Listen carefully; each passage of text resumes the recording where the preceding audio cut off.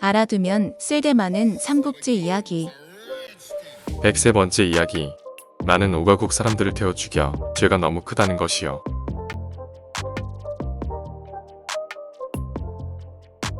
제가 아는 나라 가운데 총나라군을 물리칠 수 있는 나라가 하나 남아 있습니다. 정말인가?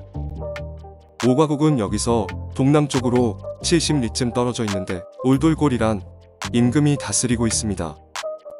올돌골은 키가 2길이나 되는데 곡식을 먹지 않고 뱀이나 짐승의 날고기를 먹고 살았습니다. 그래서 몸에 비늘이 돋아나 갑옷처럼 되어 칼과 화살이 살을 꿰뚫지 못하였습니다. 그가 거느린 군사들은 모두 등나무로 짠 갑옷을 입고 있는데 그 등나무가 예사 등나무가 아니었습니다.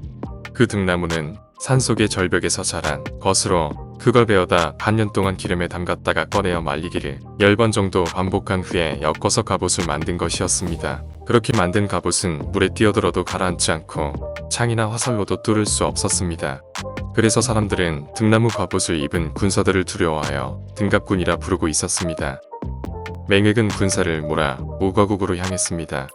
맹획은 올돌골 임금을 찾아가 인사를 올리고 그동안에 있었던 일들을 모두 말했습니다.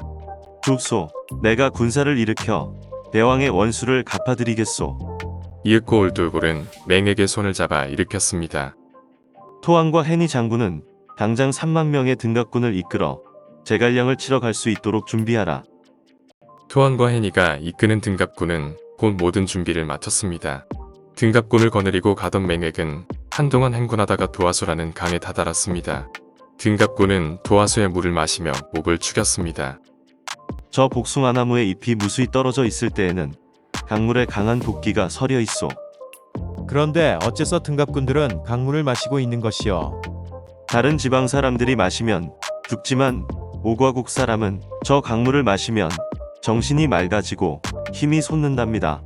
우리는 도화수에서 제갈량이 오기만을 느긋하게 기다리면 될 것이오. 한편 공명은 군사들을 시켜 맹획의 동정을 살피게 했습니다. 오가국 임금의 도움을 받아 등갑군 3만을 이끌고 도하수 나루터에 진을 치고 있습니다. 당장 군사를 이끌고 도하수로 향하도록 하라. 공명은 군사를 이끌어 도화수에 이르렀습니다. 공명은 도화수에 복숭아 나무 잎이 많이 떠 있는 것을 보자 이상한 생각이 들었습니다. 공명은 그곳에 토박이를 불러 물에 대해 알아보게 됩니다. 지금은 복숭아 나무 잎이 떨어져 있어서 다른 지방 사람들이 마시면 죽습니다. 이 물은 절대로 마셔서는 안 됩니다. 이곳 도하수로부터 오리쯤 떨어진 곳에 진을 세우도록 하라. 진이 만들어지면 위원 장군이 그 진을 지키도록 하시오. 다음 날이 되자 올돌골이 몸소 등갑군을 이끌고 강을 건너왔습니다. 위원은 등갑군에게 화살을 쏘지만 화살이 모두 튕겨져 나오게 됩니다. 등갑군과 총나라군은 정면으로 맞붙었습니다. 하지만 화살은 물론이요 칼과 창으로도 등갑군을 해칠 수 없게 된 총나라군은 당황하며 도망가는 수밖에 없었습니다. 위원은 올돌골이 더 이상 뒤쫓지 않자 그대로 멈춰서 도화수를 건너는 등갑군을 살펴보았습니다. 등갑군들은 무리를 둥둥 떠서 강을 건너고 있었습니다. 그토록 단단하던 갑옷이 마치 나뭇잎처럼 물 위에 뜨다니 어서 빨리 승상께 이 사실을 알려야겠다. 위원은 즉시 진지로 돌아가서 공명에게 등갑군의 일을 자세히 전했습니다. 공명은 토박이를 불러 등갑군의 등갑에 대해 알게 됩니다. 조 장군은 위원 장군과 함께 진지를 지키되 저들이 싸움을 걸어와도 나가 싸우지 않도록 하시오.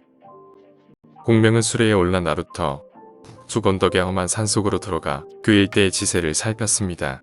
공명은 산 꼭대기에 이르러 아래쪽 골짜기를 살펴보았습니다. 골짜기가 마치 뱀처럼 구불구불하군.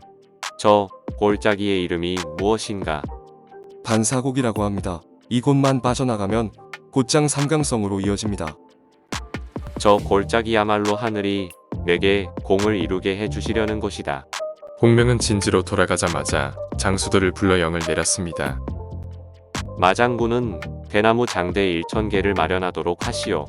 그 후 검은 칠을 한 술에 10대를 이끌고 내가 이르는 대로 하시오. 분부대로 하겠습니다. 반사곡으로 가서 골짜기로 들어가는 길과 나가는 길에 군사를 배치해 골짜기를 막도록 하시오. 다른 사람이 모르게 해야 하오. 예. 조 장군은 반사곡 뒤로 가서 삼강성으로 가는 큰 길 어귀에 진을 치도록 하되 소용되는 물건은 오늘 중으로 갖춰 떠나도록 하시오. 공명은 나머지 장수들에게도 각기 명령을 내렸습니다. 위장군은 도하수 나루터에 진을 치고 만병을 기다리도록 하시오. 만병들이 강물을 건너오면 싸우지 말고 진을 버리고 달아나되 흰 깃발이 꽂혀 있는 곳으로 가시오. 달아나라는 말씀이십니까? 그러다 적이 오면 싸우는 체하다 물러나시오. 보름 동안 15번을 싸워 모두 져주고 7군데의 진을 적에게 넘겨주도록 하시오. 14번째 싸움에 졌을 때까지는 나를 찾지 말도록 하시오. 분부대로 하겠습니다. 공명은 장익이 머무를 곳을 종이에 적어 주었습니다. 장익 장군은 한때의 군마를 거느리고 내가 이른 곳으로 나가 진지와 책을 세우도록 하라. 장익이 물러나자 장이와 마충이 물었습니다. 저희는 무엇을 하면 좋겠습니까? 그대들은 은갱동에서 항복한 만병 수천 명을 이끌고 4명에 따르도록 하시오. 여러 장수들은 자세한 일은 알지 못한 채 공명의 영을 받들어 군사를 거느리고 임무를 맡아 떠났습니다. 그 무렵 남만왕 맹획과 오거국 임금 몰돌골은 충나라군을 물리쳐 기세를 올리기는 했지만 함부로 군사를 내지 않았습니다. 다음날 충나라군의 형세를 살피러 갔던 군사가 와서 알렸습니다. 총나라군이 도하수, 나루터 북쪽에 진을 치고 있습니다. 너희들은 강을 건너 총나라군을 치도록 하라. 두 장수는 등갑군을 이끌고 도하수를 건너 총나라군의 진영으로 향했습니다. 몇 합 싸우다가 물러나는 것이다. 알겠느냐? 쫓아가지 마라. 복병이 숨어 있을 것이다. 다음 날이 되자 위안은 다시 진지를 세웠습니다. 그러자 만병과 등갑군은 도하수를 건너 위안의 진지로 밀고 들어왔습니다. 매복군이 없음을 알아챈 만병들은 진지를 빼앗고는 기뻐하였습니다. 충나라군은 이처럼 만병들에게 쫓겨 달아나기를 무려 15차례나 계속하였습니다. 16째 날 아침이 밝았습니다. 몰돌골은 코끼리를 타고 나가 군사들을 지휘했습니다. 오늘이야말로 우리의 수고가 끝나는 날이다. 모든 병사들은 아까 일러준 대로 잘 따르도록 하라. 총나라군을 향하여 모두 돌겨. 전원 골짜기 안으로 후퇴하라.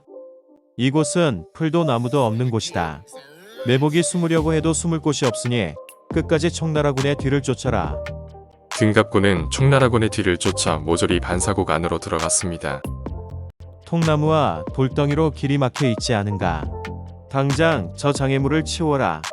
등갑군이 우르르 달려들어 통나무와 바위를 치우기 시작했습니다. 그때 앞쪽에서 요란한 소리가 들려왔습니다. 수레가 달려온다. 뭣들 하느냐. 어서 피해라. 대왕님, 수레 안에 이상한 가루가 들어 있습니다. 시끄럽다. 그게 뭐 그렇게 대단한 일이란 말이냐. 그때 골짜기 위에 서 있던 총나라 군사들은 들고 있던 횃불을 아래로 던졌습니다. 침착해라. 주변에 풀과 나무가 없으니 화공은 아무 소용이 없다. 그때였습니다.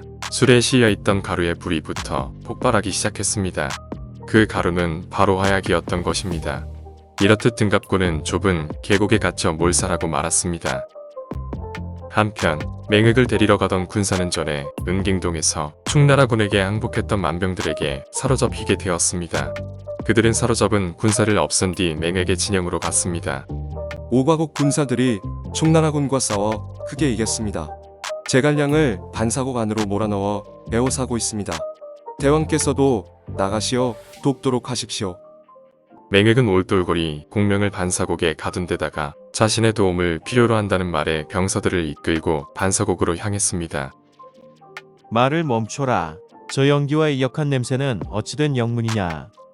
맹획이 모든 사실을 알아채고 말을 돌리려 할 때 한 무리의 총나라군이 몰려왔습니다. 이렇게 된 이상 더 물러날 곳도 없다. 죽기 살기로 싸운다. 알겠나. 그런데 맹획을 도우러 왔던 만병들이 총나라 군서들과 한편이 되어 자신의 군서들을 공격하는 것이었습니다. 맹획은 사로잡히지 않으려고 있는 힘을 다해 도망쳤습니다. 그런데 맹획의 앞에 또 한 무리의 군사들이 나타났습니다. 바로 공명이었습니다. 이렇게 해서 맹획은 또 사로잡히고 그의 일가족도 모조리 공명의 진영으로 잡혀왔습니다. 맹획 일가를 모조리 사로잡은 뒤 공명은 장수들을 불러 말했습니다. 이번에 내가 하는 수 없이 개교를 썼으나 많은 군사들을 죽였으니 나의 음덕도 크게 잃었을 것이요. 한스러운 것은 많은 오과국 사람들을 태워 죽였으니 죄가 너무 크다는 것이요. 그늘 덕. 음덕은 남 앞에 드러내지 않고 베푼 덕행을 말합니다. 7번째 잡힌 맹획이 공명 앞에 끌려 나왔습니다. 결박을 풀어주고 다른 장막으로 데려가 술과 밥을 주어 놀란 가슴을 달랠 수 있도록 하여라. 공명은 맹획이 다른 장막으로 이끌려 가자 밥과 술을 주는 관원을 불러 무언가를 일렀습니다. 충나라군은 맹획이 있는 곳으로 한 상 가득 음식을 차려왔습니다. 승상께서는 많은 군사들을 불태워 죽인 일로 괴로워 몸과 얼굴을 대할 수가 없다고 하셨습니다. 나를 보내 풀어주라고 하셨습니다. 공은 돌아가서 군사를 수습한 후 다시 승부를 가리자고 이르셨습니다. 맹획은 피부치들을 이끌고 각크게 사죄할 때 하는 그들이 율법에 따라 웃옷을 벗고 꿇어앉아 잘못을 빌었습니다. 공명은 맹획이 진정으로 항복하자 잔치를 베풀어 위로했습니다. 맹획의 일가부치를 비롯한 수천의 만병들은 공명의 너그러움에 감사하며 돌아갔습니다. 어찌하여 이곳에 관원을 두지 않고 맹획에게 맡기셨습니까? 관원을 두어 함께 지키게 하는 것도 좋은 점이 있긴 하나 그보다는 3가지 어려움이 있기 때문이요. 3가지 어려움이란 무엇입니까? 나라 밖에 관원을 두고 가려면 마땅히 군사도 남겨야 하오. 그러기 위해서는 군량도 남겨야 하는데 그것이 첫 번째 어려움이요. 지금은 돌아갈 군량 밖에는 남지 않았다 이 말씀이시군요.